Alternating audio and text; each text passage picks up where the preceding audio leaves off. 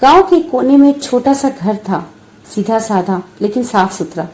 वहां रहती थी एक वृद्धा जिनका नाम था सावित्री।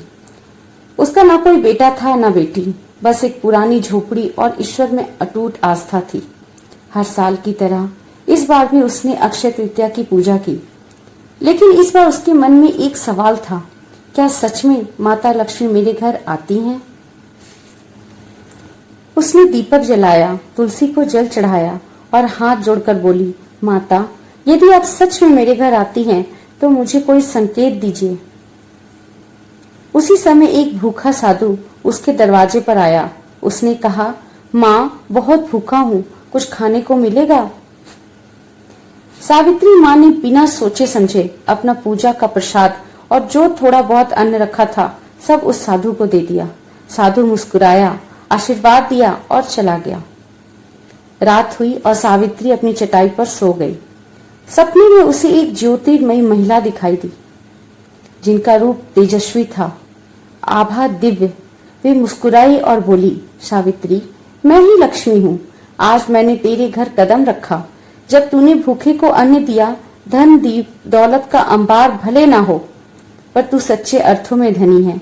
मेरी कृपा सदा बनी रहेगी। सुबह जब सावित्री उठी तो उसके मन में शांति थी और आनंद था। बाहर निकली तो देखा उसके बगीचे में सूखी बेल में फूल खिलाए थे और तुलसी के पौधे में अद्भुत सुगंध आ रही थी। उसके घर में कोई वस्तु भले न बदली हो, लेकिन उसका मन समृद्ध हो गया था। उस दिन के बाद गांव वाले जब भी पूछते, सावित्री अम्मा, क्या इस साल लक्ष्मी माँ आई? और उनका मजाक उड़ाते, वह मुस्कुराकर कहती, हाँ आई।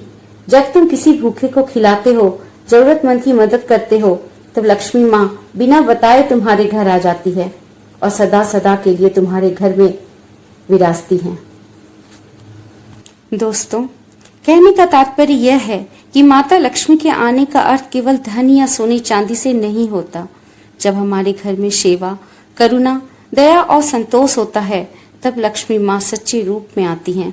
अक्षय तृतीया के दिन यदि हम किसी का जीवन थोड़ा भी सुखद बना सके तो समझो माता लक्ष्मी ने हमारे घर पधार कर हमें धन्य कर दिया।